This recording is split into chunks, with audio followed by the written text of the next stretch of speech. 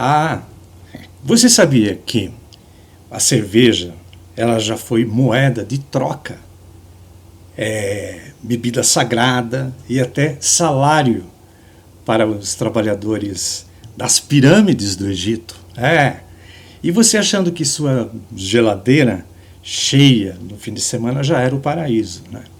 Então, pega agora uma cervejinha, com ou sem álcool, na sua preferência, e se acomode e vamos juntos nessa jornada, que promete ser mais refrescante do que uma puro malte geladinha, né? Agora cairia bem, né? No fim do expediente. Eu estou no trabalho, então eu estou narrando uma história, porém eu estou aqui com o meu velho e bom copo de água, mas gostaria, né, de estar tomando uma gelada mais tarde. Bom, é assim. A história da cerveja é tão antiga quanto a história da civilização humana.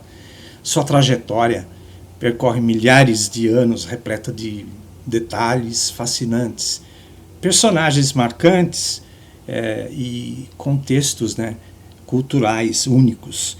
E vamos mergulhar nessa narrativa rica, né, explorando seus primórdios, evoluções e influências ao longo do tempo.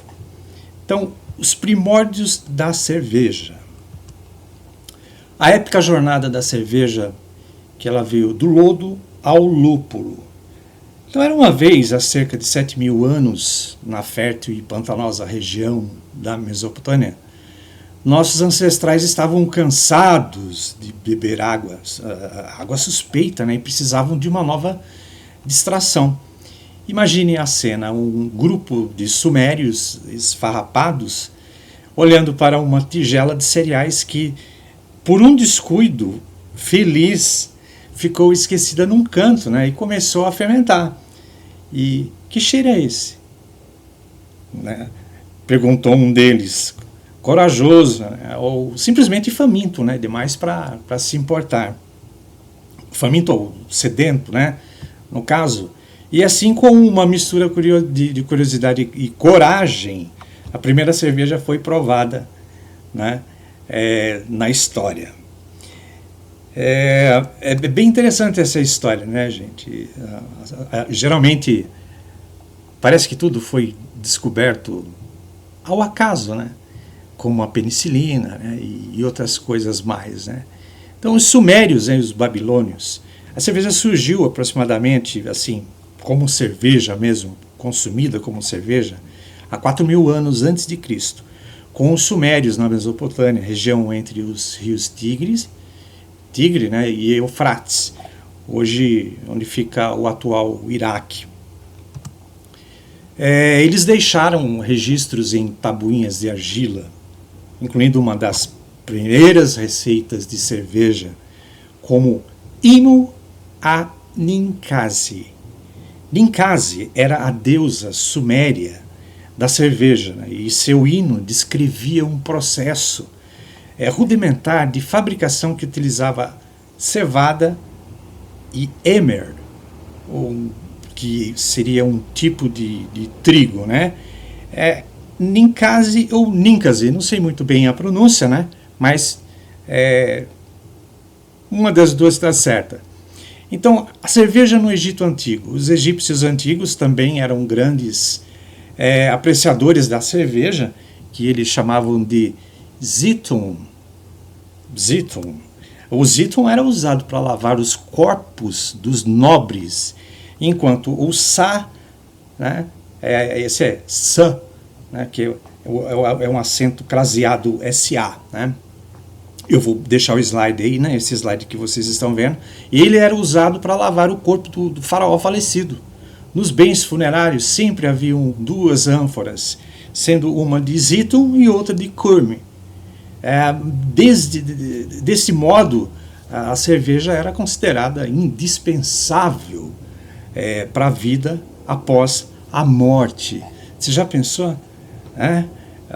Bom, era a crença deles, né, que talvez o faraó fosse tomar cerveja depois que morresse, né? Aqui, o zitum já era considerado cerveja, tá? Há 7.000 anos foi descoberto, né, como eu falei no início, mas não era, ela foi descoberta e não teve um aprimoramento, não teve, né, da forma que foi o Zito. Bom, essa bebida era consumida por todas as classes sociais dos faraós, né, até os trabalhadores, né? A cerveja era tão fundamental para a dieta egípcia que fazia parte das rações diárias dos trabalhadores que construíram as pirâmides. Desculpa, gente, esse nome é Hatshepsut, uma das poucas faraós mulheres, né? É conhecida por ter promovido a promoção e o consumo da cerveja em seu reinado. Pulando para o Egito Antigo, né, ou continuando no Egito Antigo, a cerveja já era um sucesso entre os faraós e também para os camponeses, né? Mas esqueça a ideia de copos elegantes. Os egípcios bebiam a cerveja em potes gigantes com os canudos, né? Para quê? Para evitar os grãos flutuantes. Então, e não era só uma bebida, né? Era parte essencial da dieta. A cerveja egípcia era densa, nutritiva, basicamente o smoothie proteico, né, da antiguidade. Os trabalhadores das pirâmides recebiam 3 rações de cerveja por dia. Então, se você acha que sua cervejinha depois do trabalho é merecida, imagine erguer uma pirâmide com apenas pão e cerveja como combustível. Complicado, né? Pois bem, vamos falar agora, pular um pouquinho, da evolução da cerveja na Europa. Exatamente na Grécia e Roma. Os gregos e romanos, embora preferissem o vinho, também consumiam cerveja. Os romanos a achavam de cervícia, termo que deriva de Ceres, a deusa da agricultura, e de vis, que significa força. No entanto, durante o Império Romano, a cerveja era vista como uma bebida bárbara, preferida pelas as tribos germânicas e as tribos celtas. Continuando na Grécia e Roma, você pode ver uma foto aí de uma paisagem típica, né, da Grécia, né, essas casas brancas, em formato redondo, né, meio uma arquitetura redonda, né, e aqui uma obra, né, uns arcos, né, de Roma. Isso parece ser uma antiga praça, né, não é o Coliseu, tá, gente? O Coliseu ele é maior que isso daí, né, mas parece, né, um pequeno Coliseu. Aqui que você está vendo um pote, né, um pote de barro, de argila, né, onde era cultivada a cerveja, onde ela era fermentada. E, lógico, né, os nobres, né, que tomavam cerveja, porque além da parte dessa classe operária também da Grécia, né, eles também tomavam, mas era difícil a aquisição, né? Você vê que tem um rapaz ali de vermelho, né, que parece que ele não está querendo a bebida, né? Ele está dando, toma logo essa cerveja. Mas parece que está sendo uma cena aí, né, meio que o pessoal está meio pasmo, está meio falando assim, puxa vida, você vai beber, né? Mas esqueçamos a tradução da gravura, né? Tá aí a oferta de um copo de uma taça de cerveja ao que tudo indica um homem da sociedade da época da Grécia. Aqui, ó, temos uma cerveja, essa cerveja é romana, né? Aqui temos algumas cervejas gregas, né? Olha só que eu até fiz essa observação aí que tem uma entre elas, né, que você deve conhecer, que é a Amistel. E tem essa outra cerveja grega aqui, Mamo, não sei como pronuncia a outra letra ali, parece um sigma, né? Mas é isso. Deve ser boa, né? Gelada. Aqui temos um soldado, né? E uma cerveja romana ao lado dele. E ele, com certeza, esperando a hora de chegar em casa para tomar uma cervejinha. Bom, aqui temos também uma outra foto de uma cerveja romana, né? E uma senhorita degustando uma cerveja, lendo um bom livro. Mais cerveja.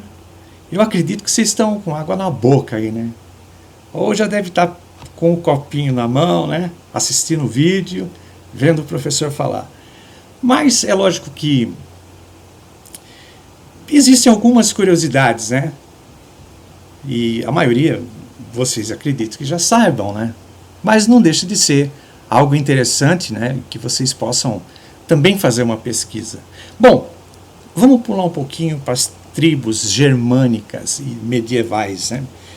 As tribos germânicas e celtas eram mestres na arte de fabricar cerveja e utilizavam ervas e especiarias, como o alecrim, o mirto, para aromatizar, né, suas bebidas.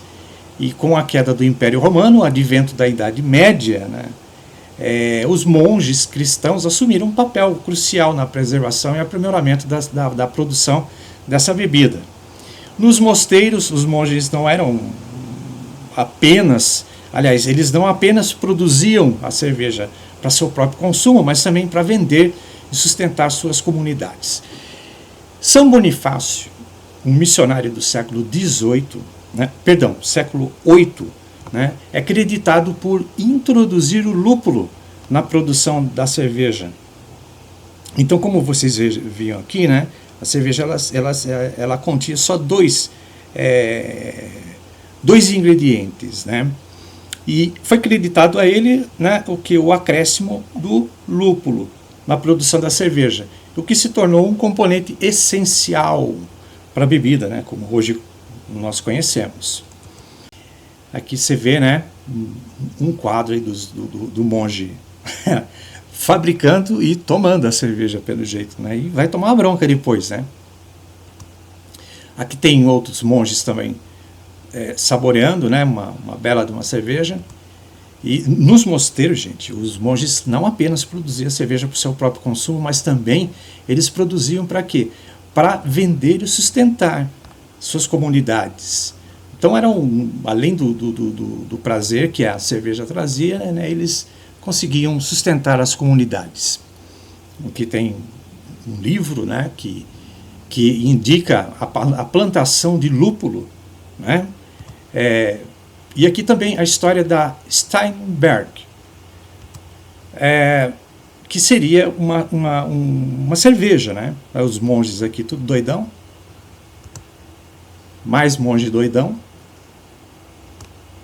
monge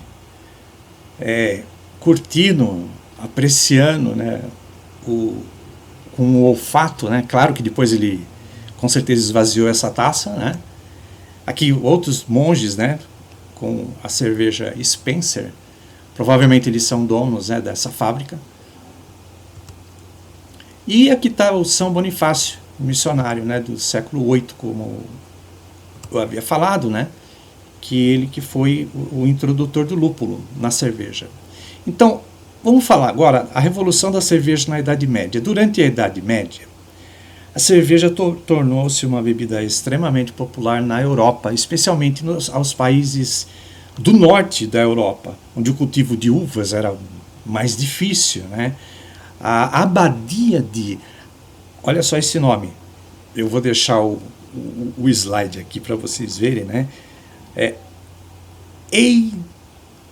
Eisensteffen, da Baviera. Eu acho que é assim que pronuncia, né? Fundada em 768. É considerada a cervejaria mais antiga do mundo, ainda em operação. A cerveja também era mais segura para beber, né, do que a água, que frequentemente estava contaminada. Isso é meio desculpa, né? Mas, tirando a brincadeira de lado, né, é claro que naquele tempo não existia tratamento de água, né? Então, Ele jogava o esgoto na água, enfim, e não se tornava uma água potável, né? E quando ela se fermentava, é óbvio que a própria fermentação fazia com que a água, essa bebida fosse mais pura que a água. Por isso que a gente fala, vou tomar uma cervejinha ali porque eu estou com sede. Pô, essa é a abadia, né, de Weihenstephan. É isso? Weihenstephan. Quem souber aí, é que não dá, né, para você gravar aí, mas deve ser essa a pronúncia. Bom, a era moderna e a cerveja.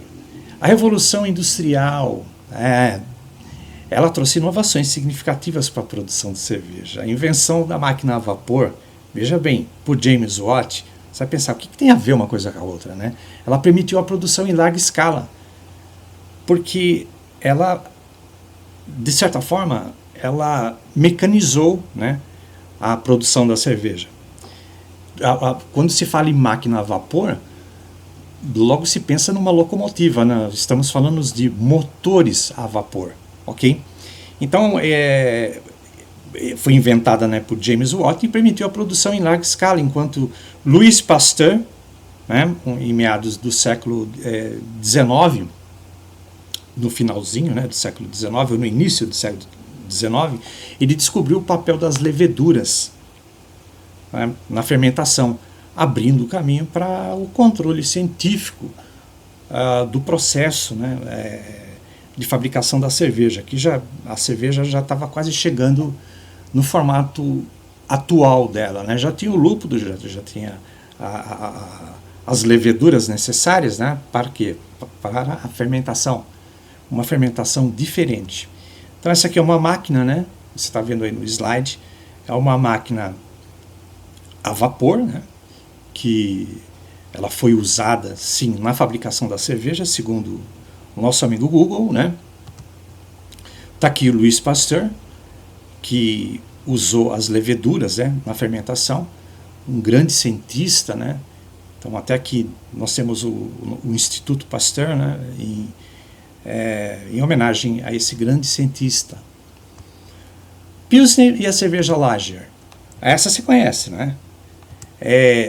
Pilsner e a cerveja Lager. Em 1842, na cidade de Pilsen, na atual República Tcheca, nasceu a Pilsner, a primeira cerveja Lager dourada, né, que rapidamente se tornou popular devido ao seu sabor leve e refrescante. Então a cidade de Pilsen, né, é essa daqui, ó, na atual República Tcheca.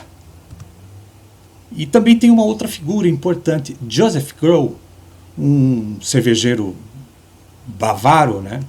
E é frequentemente creditado pela criação desta variedade icônica, né, de cerveja. A cerveja no Novo Mundo. Vamos ver como é que se deu, né? A colonização e expansão. Os colonos europeus, eles trouxeram a cerveja para as Américas, e a primeira cervejaria na América do Norte foi estabelecida em 1632, na colônia holandesa de Nova Amsterdã, atual Nova York. Então, durante o século XIX, a imigração alemã para os Estados Unidos trouxe um aumento, né, na popularidade da cerveja Lager. É uma combinação, né? Eu até fiz aí a enquetezinha, né, o exemplo, né, coloquei as bandeiras que deu a cerveja que se tornou popular, né, nos Estados Unidos. Adolf Busch e Edgar Answer, ou Henser. Gente, eu sou péssimo. São as pronúncias aqui no inglês, né? É uma pronúncia muito complicada. Enfim, eles foram fundadores da Anheuser-Busch. Foram os pioneiros na produção e marketing, né, em massa de cerveja nos Estados Unidos. Então, eles introduziram marcas como a Budweiser, que é uma boa cerveja, né? Excelente. Está aqui uma propaganda antiga, né, da Budweiser. E a cerveja na atualidade? Né, o movimento craft beer. Nas últimas décadas houve o ressurgimento, né, houve um manifesto, um ressurgimento do interesse, né, por cervejas artesanais. Quem nunca tomou, né, uma cerveja artesanal? Então, pequenas cervejarias começaram a experimentar novos sabores, ingredientes, métodos de produção, desafiando o domínio de grandes corporações. Quem nunca viu, né, aquelas a piar, né, cerveja, essas cervejas de chocolate, eu não aprecio muito não, né, cerveja de laranja, não sou muito apreciador, mas dependendo, né, até vai, depende da sede também. Bom, John Kimmich, fundador da Alchemist Brewery, é um exemplo de cervejeiro que ganhou uma fama com suas inovadoras IPAs, India Pale Ales. Essa, né, que é a tradução, né, dessa sigla. Como a altamente aclamada Red Topper. Olha, o próximo vídeo que eu fizer não vai ter palavras tão complicadas assim para me pronunciar. Mas vamos lá, John Kimmich, olha a cara do doido. Ele apreciando, né, uma cerveja artesanal, pelo jeito, e cerveja escura, né. Eu, como um conhecedor, né, de cerveja também, né, e consumidor, com toda certeza, com bastante cuidado, né, essa cerveja é bem encorpada, nunca tomei dela, né, mas é uma cerveja que aparenta ser um puro malte, de malte torrado, forte. Bom, eu vou deixar na tela aqui alguns personagens notáveis na história da cerveja, né? Então eu só vou deixar, não vou falar, né? Então eu não vou ler, eu vou deixar alguns minutos aí, se você quiser depois dar uma olhada aí, dar uma pausa e dar uma lida. Curiosidades também de cervejeiras, né? Como cada povo consome a cerveja. Vou deixar também um slide aí, se você quiser dar uma pausa no vídeo, né? Dar uma lida dessas curiosidades de como cada povo, né, consome a cerveja. A revolução dessas cervejas artesanais, gente, né, nos últimos anos, com o movimento das cervejarias e das cervejas artesanais, trouxe uma explosão de criatividade. Então, todo mundo coloca tudo na cerveja, né? Já vi cerveja de cereja, deve ser. Para o meu paladar não desce, né? Nos Estados Unidos, por exemplo, o número de cervejarias artesanais passou de menos de 100 em 1980 para mais de 8.000 cervejarias hoje. Pequenas cervejarias, né? Agora temos cervejas com sabores, como eu falei, né, de chocolate, café, frutas exóticas e até pimentas. Há gosto para tudo. Então também a cerveja na cultura pop, né? Claro que houve uma contribuição. A cerveja também faz parte da cultura pop. Quem não se lembra, né, do Homer Simpson, a sua amada Duff Beer, ou das épicas cervejas Butterbeer, né, do Harry Potter, né? E a cerveja está presente, né, em nossas histórias, filmes e, é claro, em nossas mesas de bar. Então, conclusão, gente, eu não vou levantar uma cerveja, mas levante essa caneca e vamos tomar uma cervejinha. Eu vou tomar depois do meu trabalho. Uma foto aqui do professor, daqui a alguns anos, né? Se o cabelo não cair todo, né? E aqui, gente, eu vou deixar isso daqui, olha só que interessante, às vezes a inteligência artificial falha, né? Comenta aí, e já sabe, né? Não vai falar besteira, que se você falar besteira nos meus comentários é um bloco, tá bom? Mas tem coisas erradas nessa montagem, hein? Feita pela inteligência artificial. Brindamos então, gente. Valeu aí pela audiência, né? Por você ter assistido. Eu estou começando, né, a fazer vídeos. Minha especialidade mesmo são aulas. Então, às vezes meus vídeos parecem aulas, né? Por isso que logo no começo agora, antes de começar a fazer as minhas lives, eu vou apresentar nesse formato para vocês, ok? E desculpem também as pronúncias erradíssimas que eu fiz daqueles nomes incríveis que apareceram nesse slide, né? Nesse nosso vídeo, né? E mais uma vez, muito obrigado por estar aqui comigo. Valeu, até a próxima. Gostou do nosso vídeo? Então, tá esperando o quê? Dá uma curtida aí. Valeu? Muito obrigado. Tchau!